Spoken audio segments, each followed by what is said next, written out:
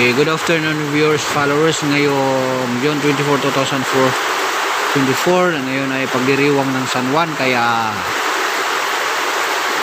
umulan ng malakas at hangin ang mararanasan ngayon ng mga nagdiriwang ng San Juan.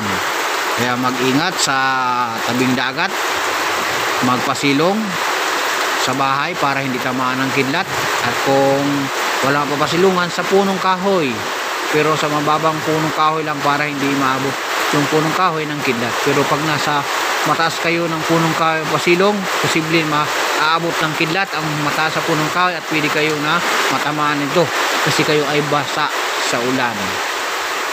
No. Kung basa mo, Safe magpasilong sa mababa lang na punong kahoy, sa bahay, sa waiting shade, para hindi matamaan ng kidlat. Mga bata, malaki, huwag maligo sa ulan kasi access yan na pwede kayo tamaan ng kidlat, ikakakamatay niyo yan.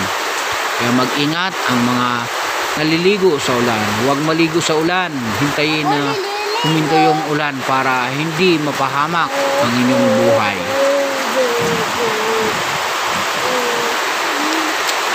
Kahit nasa loob kayo ng bahay, kapag merong kidlat, pwede rin kayong tamaan, no?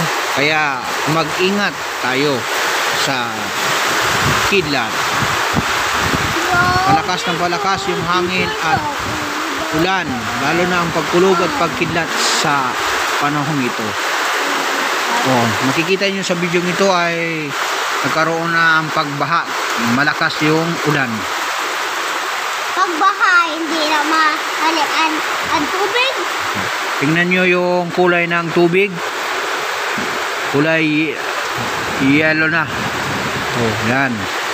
Nag-iba-iba, maati na po. Nag-iba, blue and red. Blue and red on the sea. Okay. What else? Baha ang kulay pa. Okay, ano pa? Wala nang kulay. May nagpaulan dito. Ang mababata. Bata. Ang katabi ay the safety Barbie.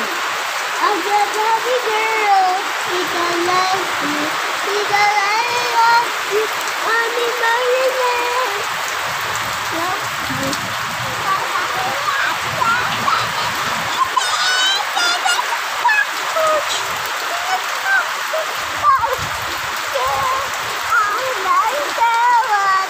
It's a girlfriend. It's a boyfriend. It's a homie girl. It's a baby girl. Papa, hindi ka nang makuha sa iyong mama. Kaya may pinya ho. Nagabunga. Daw, ito ni Sad. Ito. Ay, mabunga. Bunga yun. Perme. Ano? Magsagot mo, slide ko. May slide ko na. Pulo ulan. Oh no, I like it.